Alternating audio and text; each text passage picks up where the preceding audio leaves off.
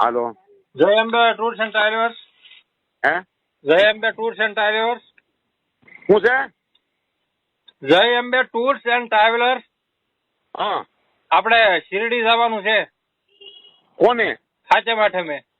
એટલે કોને શિરડી જવાનું છે? અમારે શિરડી જવાનું છે ટૂર્સ એન્ડ ટ્રાવેલર્સ. એટલે તમારે જવાનું છે? હા. અચ્છા, હું ક્યાં ના પાડું છું? અરે એમને તમે બસ વાળા ભાઈ બોલો છો? આપણે ગાડી બાંધવાની છે.